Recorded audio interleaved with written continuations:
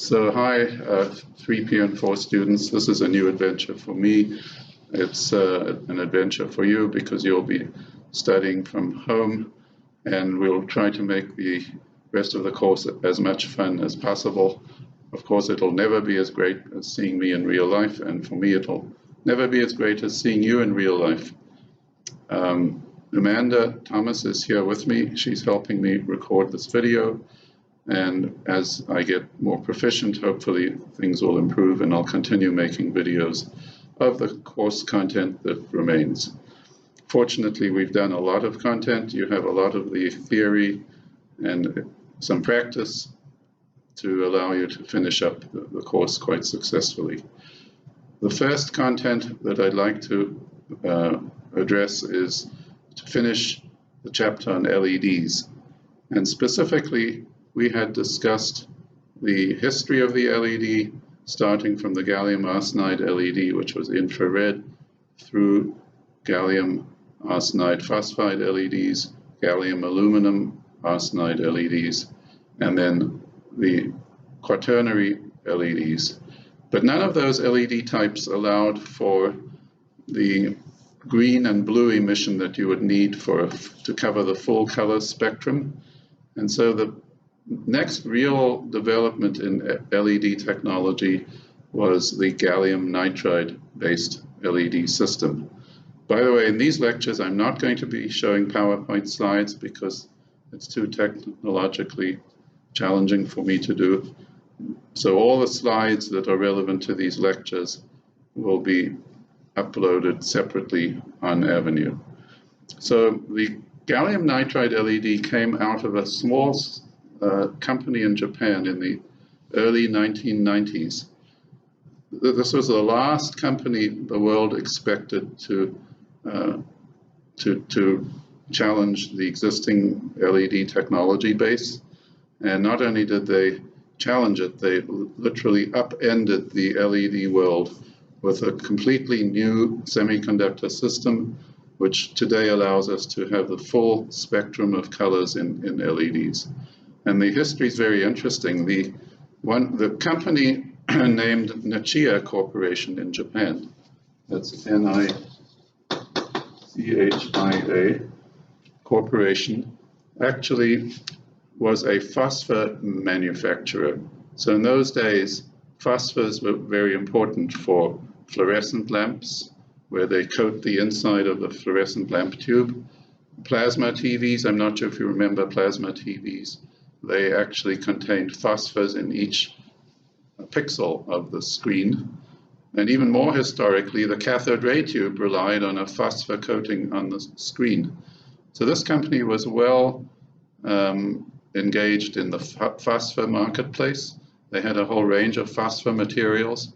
One of their scientists in the 1980s, named Nakamura, decided that he wanted to work on LED materials because he thought the future of lighting would be LEDs. He was concerned that phosphors required vacuum tubes to excite, and he was well aware of the developments in LED technology. The leading company at the time was Hewlett-Packard in California, and they had done a lot of the pioneering work that we've already discussed in the gallium phosphide and gallium arsenide-based LED types. So he started off at Nichia literally reproducing the gallium aluminum arsenide LED family. Of course, it took him a long time because the budget was very limited. This was a relatively small company. They had no experience in LED technology, and that led to him having to spend many hours beyond his normal 8-hour day working diligently to grow these materials by liquid phase epitaxy, which we've discussed. And there are limitations to liquid phase epitaxy, as we know. But he started off and he actually developed working gallium aluminum arsenide LEDs as well as gallium arsenide phosphide LEDs. And these LEDs were unable to compete effectively with LEDs produced by other companies. So the company Nichia was rather discouraged, but Nakamura didn't want to give up. He thought, let's continue, let's make another attempt. Based on the experience I have, let's continue. And he then realized he really had to get into the quaternary LED system, because Hewlett-Packard was making ultra high efficiency quaternary red, orange, and yellow LEDs. So of course this was the gallium, indium, aluminum phosphide material system on gallium arsenide substrates.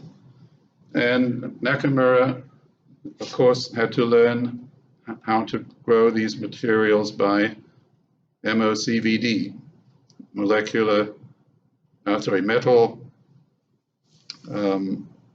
organic chemical vapor deposition, which we've discussed, MOCVD. So he got experience partly through visiting and spending some time in the USA, where leadership in MOCVD had been established, and taking those ideas back to Japan, and then learning how to grow these quaternary systems. And at the point in time where Nichia was able to launch an MOCVD quaternary type LED as a product, they realized once again they'd lost the race.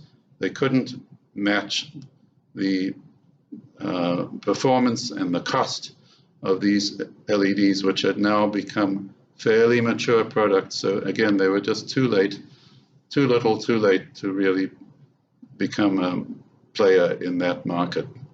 At that point, the company's leadership was determined to shut down Nakamura, and they'd had enough of spending money on LED developments. Nevertheless, Nakamura was a very obstinate worker, and he determined to pursue an LED which nobody else was making.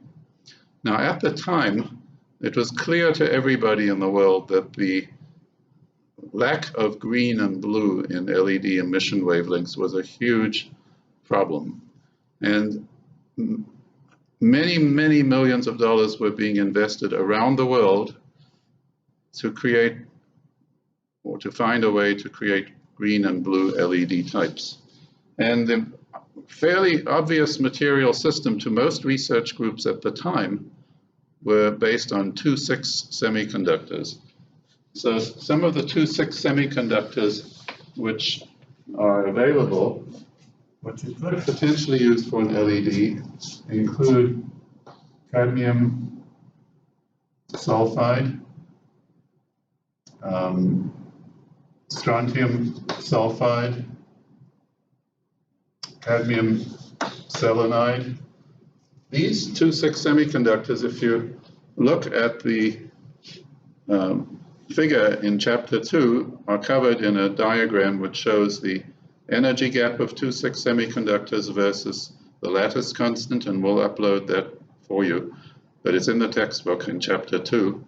And they would seem to be obvious candidates for a higher energy gap LED.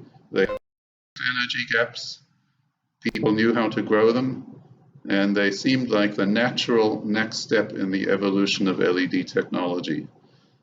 Now, unfortunately for the rest of the world, it never worked out. And the problem with 2,6 materials in terms of making an LED is you have to dope them both P-type and N-type. So when you take, for example, cadmium sulfide, if you want to make it P-type, you have to find an element which either adds an extra, let's start with N-type. If you want to make this N-type, you need to introduce an element that adds one electron to either the cadmium site or the sulfur site. So one more electron than cadmium, which is a group 2 element, would be a group 3 element.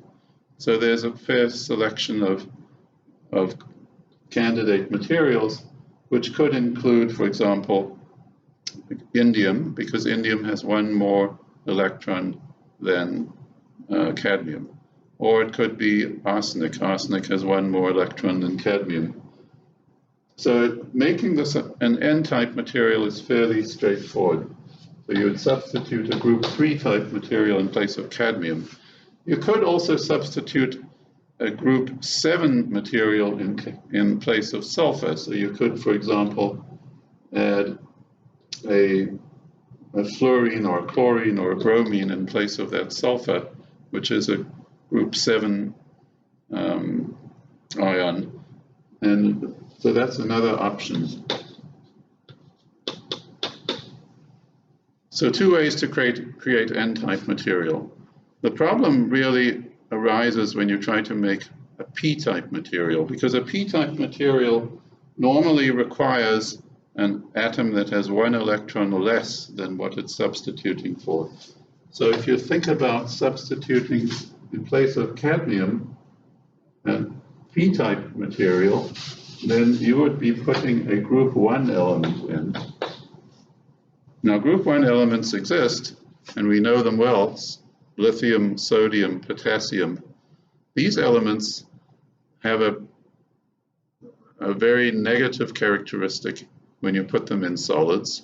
Because they're singly ionized, they actually have a high tendency to migrate. In fact, if you look at battery technology, lithium ions actually migrate through the electrolyte of a lithium battery. And sodium ions also are used in batteries, and they migrate through the electrolyte in a sodium battery. And similarly, when they put these ions to create P-type cadmium sulfide, you could create the P-type behavior, but the behavior would be very unstable. So after a number of hours of operation, the sodium would migrate through the cadmium sulfide, and it would lose its role as a P-type material, as a P-type activator, and then the holes you were hoping to have would simply decay away, and the LED would lose its intensity. So although many LEDs were made in the lab, lots of money was spent on growing high-quality cadmium sulfide, cadmium selenide with both N and P-type dopants. All the LEDs produced, which could in fact make green light or blue light, were not stable. So Nakamura was aware of these problems, and he had the perhaps foresight, perhaps luck, to try a different approach. His approach was to stick with the group 3,5 semiconductors, which had been so successful in making the red, orange, and yellow LEDs. And he looked at the 3,5 system and realized very quickly that the obvious candidate was in the group 3 column, gallium, and in the group 5 column, nitrogen.